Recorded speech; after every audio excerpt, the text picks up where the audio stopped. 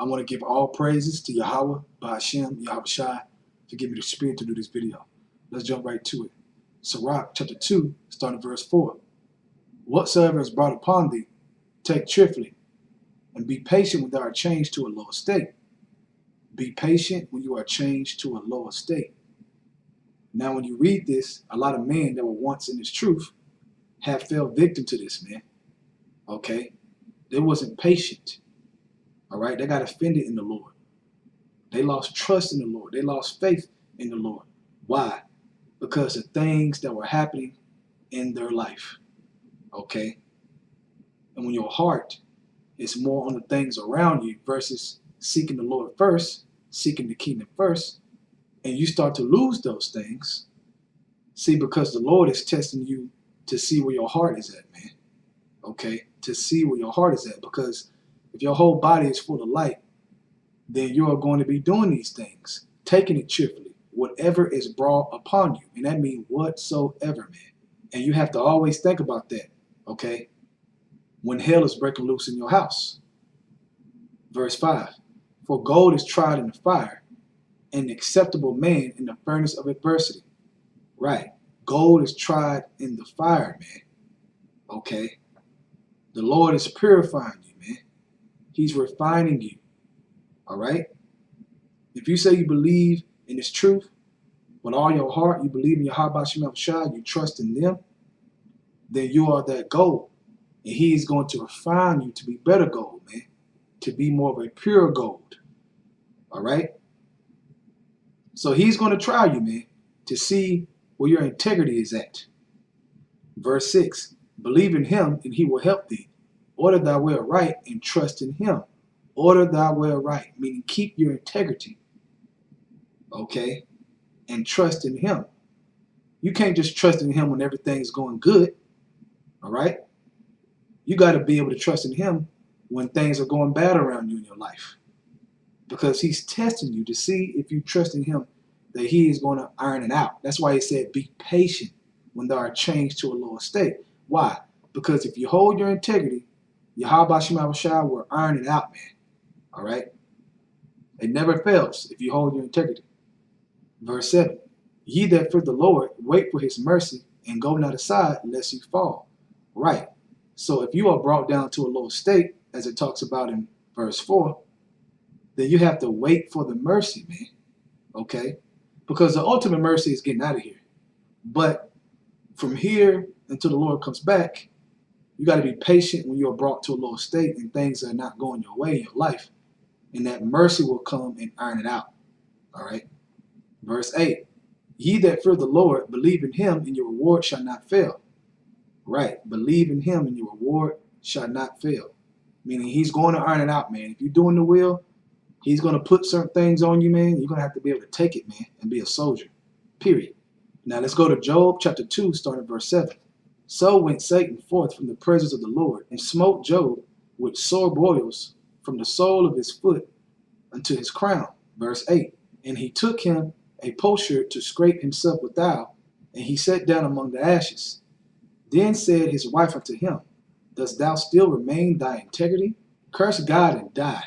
So there goes Satan, using the woman, all right? Using the woman to get your mind on the other side, on Satan's side, man. Satan works through women, man, a lot, okay? You got to know that. So if you're married or something, you got a wife, and you're going through hell, okay, and she feeling it, and she ain't got the faith, Satan's going to use her to convince you to panic, to be faithless, all right, and to curse your God, to curse your Yahweh Shem Shai. You don't want to do that. But this is happening to Job right now, man. He was brought down to a lower state. And there's many other things when you read the story of Job that you know that happened to him. His kids dying, etc., man. So he's in the process of getting brought to a lower state. But if he's patient and hold on to his integrity, then the Lord will iron it out. Okay? But he said unto her, thou speakest as one of the foolish women speaketh. What? Shall we receive good at the hand of Yahweh, and shall we not receive evil? Question. And all this did not Job sin with his lips. Right. He held his integrity, right? So when he said, shall we receive good and not receive the evil. Everything's not going to be good, man. The Lord's not going to do that, man. This is not our rest. Okay? Everything is going to be all good in the kingdom of heaven. All right? That's what we're striving for. Okay? But you're not going to receive all good all the time and never receive the opposite side. The Most High is about balance. Okay? He's about the perfect balance. So when you're in this truth, you have to understand that at any moment the Lord could be testing you, and some things that ain't so good could happen, man. Okay? And you got to be able to hold your integrity and take it. Okay? But you should be prepared for it. All right? Because you know that's part of the truth. That's part of the truth, man. Now, in the blue letter on integrity, it just has integrity. So let's go on Google and read the definition of it. The state of being whole and undivided. Integrity, unity, unification, togetherness, trustworthiness, honor, and unimpaired condition, soundness, right, that sound mind. Okay? Though all hell is around you and ain't looking good, but you're still holding yourself together. You're not divided on your trust and your how about Shem Yahushua. You're keeping yourself together through your faith and through your trust. Okay? Holding your integrity. Now let's go to 2 Timothy chapter 1, verse 7. For Yahweh have not given us the spirit of fear, but of power and of love and of a sound mind. Right? The mind of integrity. Okay? That's talking about the mind of integrity, man. And that's going to get you to the kingdom, man, holding that mind state. Okay? Because a lot of people in this truth, man, they don't count the costs and they start getting emotional. Okay? And they lose that sound mind. They lose it. Okay? They lose that faith. They lose that trust. Why? Because of things that are happening in their life. And you can't let that happen and expect to be holding on to the oil. Expect your light to be bright. No, you're going to be in darkness, man. Okay? And how great is that darkness, as the scripture says. All right? From there, let's go to Job chapter 2, verse 3. And the Lord said unto Satan, Hast thou considered my servant Job, that there is none like him in the earth, a perfect and upright man, one that feareth Yahweh and escheweth evil, and still he holdeth fast to his integrity. Right. He still hold fast unto his integrity, although thou movest me against him to destroy him without cause. Right. So he kept his integrity. And that was the bet between the Most High and Satan. Okay. Satan was basically like, look, he ain't going to keep his integrity. And he did that. From there, let's go to Proverbs chapter 11, verse 1. A false balance is an abomination to the Lord, but a just weight is his delight. Right, man. Okay. And Yahweh is very balanced. All right. He's very, very balanced. Now, when you go to Job 31, verse 6, let me weigh in an even balance that Yahweh may know my integrity. Right. So Job knew about that balance. That's why he said what he said to his wife. Shall we receive the good and not receive the evil? Right. A perfect balance, man. Okay. And Job wanted the Lord to see his integrity, to know that, hey, no matter what happened, I'm still trusting in you, man. Because Job had wisdom. Job had understanding. And if you claim to have understanding in this time, you have to be the same way no matter what happens. I don't care what it is. Okay, it could be one of the worst things. Okay, but if you're alive and you're breathing, you better hold your integrity, man. You're going to have to if you want to get out of here. Otherwise, you can go back into the world because you were offended, because you felt like the Lord wronged you, man. Therefore, you don't want to serve him anymore. You can't be like that. I got missiles written on it if you do that. A horrible death, many stripes. From there, let's go to Proverbs chapter 11, verse 3.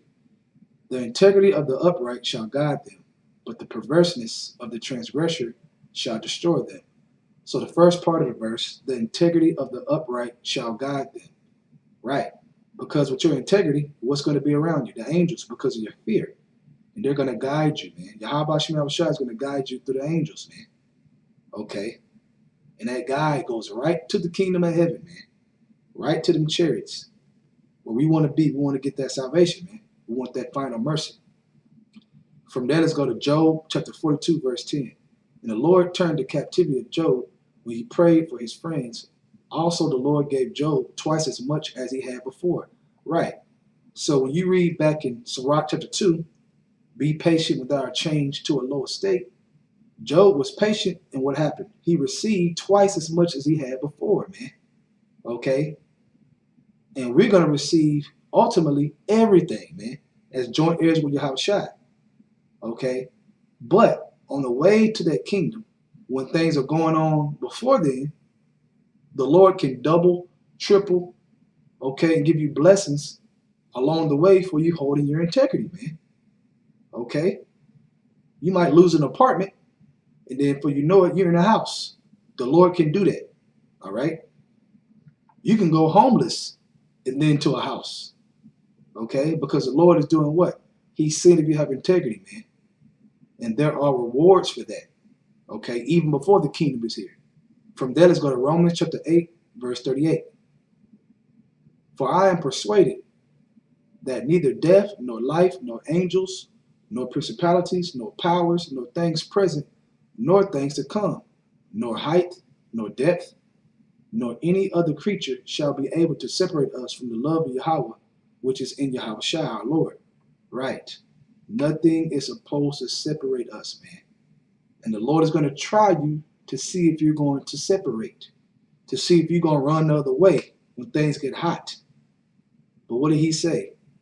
Acceptable man tried as gold in the furnace of adversity. So he's going to bring stuff to your life, man, to test you like he tests Job. Okay? The things that are written for our learning. So you got to look at Job as yourself, all right, through this journey and this truth. Last scriptures, let's go to Job chapter 27, starting at verse 5. Yahweh forbid that I should justify you.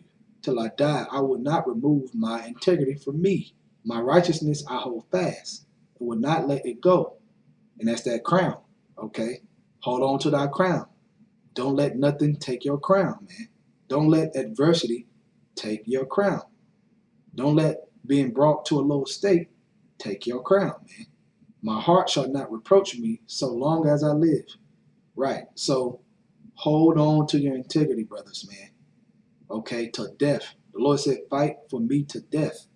And the only way to properly do that is to hold on to your integrity no matter what happens. So this is an exhortation to all the brothers, man, that are going through stuff, man. We all going through things, man. I've had a hell of a month, man. And, I got to hold on my integrity. You brothers got to do the same. Brothers got a lot of different stories, I'm sure. So I ain't going to share my stories, but just making it known that, hey, at the end of the day, man, we are all we got. And we got to build with each other continuously until the Lord come back, man. Until everything is said and done, okay? And the only way to do that is to hold on to your integrity. I want to give all praise to Yahweh, Ba'ashem, Yahushai, for giving me the spirit to do this video. Double honors to the elders of Great Millstone. And shalom to your Achamer to this doing truth and sincerity. Shalom.